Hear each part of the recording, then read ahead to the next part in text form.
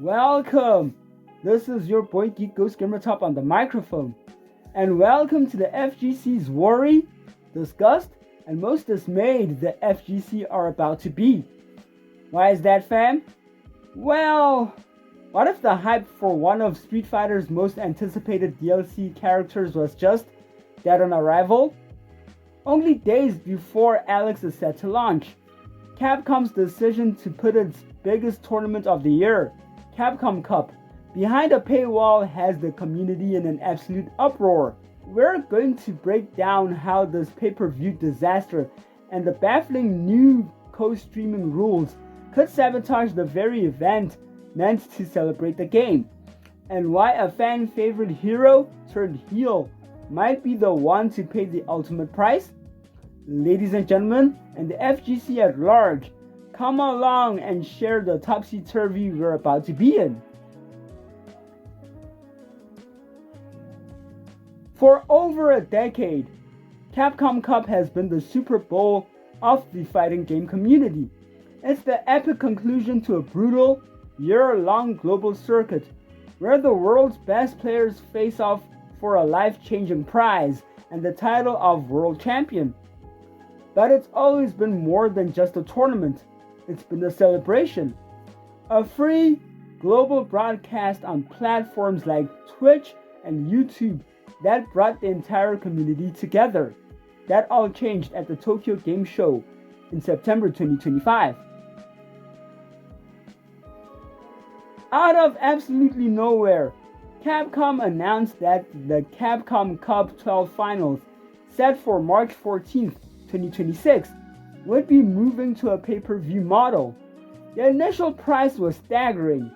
Fans were looking at a bundle price of roughly $40 to watch both the Capcom Cup and the Street Fighter League World Championship finals. The backlash was immediate and fierce. For a community built on grassroots passion and accessibility, this felt like a betrayal. Capcom said the goal was to build a more sustainable esports ecosystem, but the community saw it differently. This wasn't a sustainable model, this was a gate. A sudden, expensive barrier placed in front of the FGC's biggest party of the year. To make matters worse, this new cash influx wasn't even being used to boost the already massive $1 million prize for the winner, which made everyone wonder where the money was actually going. It felt like Capcom was trying to monetize the very passion that made Street Fighter a phenomenon, and in the process, they risked burning their entire fan base. The announcement didn't just cause a stir, it caused an explosion. The FGC, a community not exactly known for holding its tongue, was united in its outrage. It wasn't just about the price, it was the principle.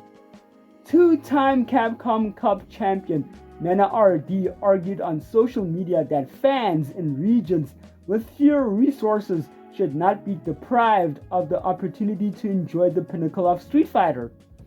Another top pro, Phenom, suggested that if fans were forced to pay, that money should be reinvested directly into the scene, improving prizes for other finalists and supporting the grassroots events that are the lifeblood of the whole ecosystem. The message was crystal clear. This move felt greedy, exclusionary, and like a direct threat to the game's growth. For years, the epic, free-to-watch grand finals have been one of the best marketing tools for the game, a viral engine that creates new fans. Locking that behind a paywall seemed like a profoundly self-destructive decision. Then, the situation went from a simple PR blunder to what looked like an internal crisis. Street Fighter VI's own director, Takayuki Nakayama, publicly stated that he and the producer, Shuhei Matsumoto, were shocked by the announcement themselves. That was stunning. It suggested a massive disconnect inside Capcom. where the esports division was making moves that blindsided the game's own creators. If the director of the game was validating the community's frustration, you knew it was bad. This wasn't just a miscalculation. It felt like a company at war with its own community, and maybe even with itself. Facing a tidal wave of negative feedback, Capcom did what any company in damage control mode does. They listened. In February 2026, just about a month before the event, they announced a huge price cut. The shocking $40 bundle was slashed by 75%, down to a much more reasonable $10 for the finals weekend. They also revealed the finals would be streamed for free inside the in-game battle hub, just without commentary. On the surface, this looked like a win. The community had pushed back, and Capcom had caved. But then came the fine print. What if the price was never the real problem? Just days before the tournament, Capcom dropped its official co-streaming guidelines, and the other shoe fell. Hard. Well, the free group stages from March 11 to March 13 could be co-streamed by anyone. The paid finals on the 14th and 15th were on complete lockdown. No one, and they meant no one, was allowed to co-stream, clip, or publicly share footage from the finals without getting permission from Capcom first. Any violation would be treated as copyright infringement, and they'd be sending out takedown requests. Even worse, creators were forbidden from using any footage from the finals in their own videos until March 24th, a full 10 days after the event was over. This was the real disaster. In today's esports world, co-streaming isn't just a bonus, it's the engine of hype. It's how personalities like Maximilian Dood, Jim Crofts, and dozens of others build stories, explain complex moments to new viewers, and create those viral, you had to be there moments that make a tournament special. It's the digital version of a packed bar erupting in cheers. Capcom hasn't just put their party behind a paywall.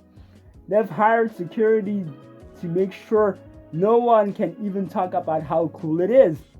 They've silenced their most powerful and passionate marketers at the most important moment of the year. And this brings us to the biggest victim of all of this.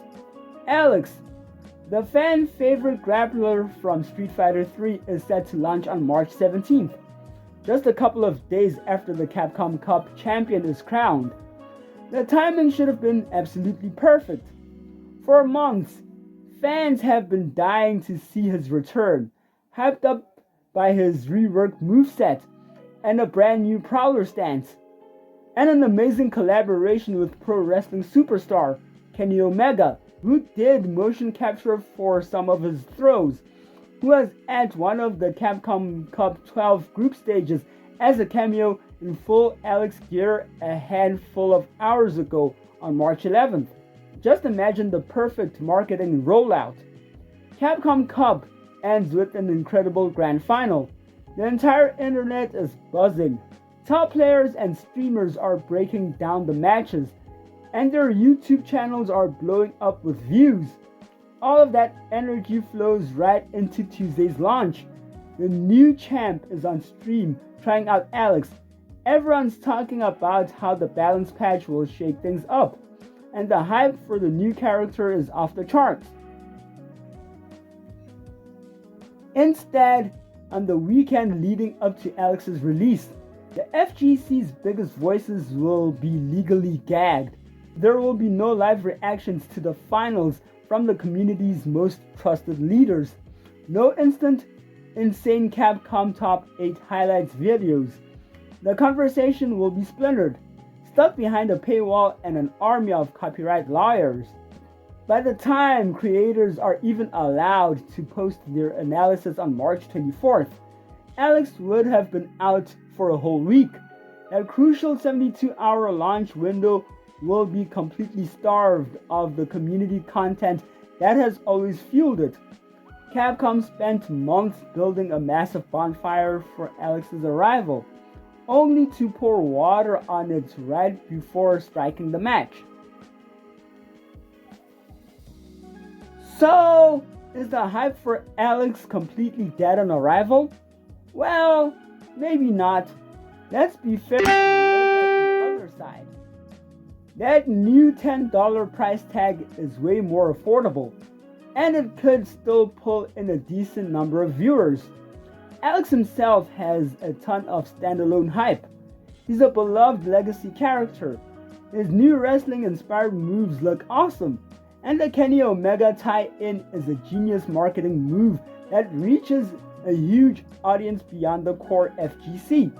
On top of that, a major balance patch is dropping right alongside him, promising nerfs to dominant characters and buffs to others, which will create its own wave of excitement. But the question is still there. Can that organic character hype survive the black hole of community engagement that these PPV rules have created? Can a cool trailer and a balance patch really replace the energy of $1 million grand final? The ban on live community commentary and the 10-day embargo on content creation is a massive, unprecedented handicap. It actively fights against the viral nature of the internet and sabotages the very ecosystem that has made Street Fighter's esports scene so tough and so beloved. So I have to ask you, is the new $10 price tag enough to get you to watch? Or have the co-streaming rules and all the drama completely killed your hype for Capcom Cup? And the big one, do you think Alex's launch is going to suffer because of this? Let me know what you think down in the comments. This whole situation comes down to a fundamental conflict. Capcom is chasing a new, more profitable model for esports, one based on direct revenue. But in doing so, they're tearing down the community-driven hype machine that has powered their success for more than a decade. Alex's launch on March 17th will be the first real test of this incredibly risky strategy. Will it be a brilliant pivot to a more sustainable future, or a catastrophic, self-inflicted wound that dooms one of the most anticipated characters in years? The fighting game community is about to find out, and the future of Street Fighter's hype might just hang in the balance. So, that's me, and the weird developments that have come from the world of the upcoming Capcom Finals weekend. So, thank you so much for watching. Hope this video has found you well, and go out and play some Street Fighter. Check y'all out in the next video. Away!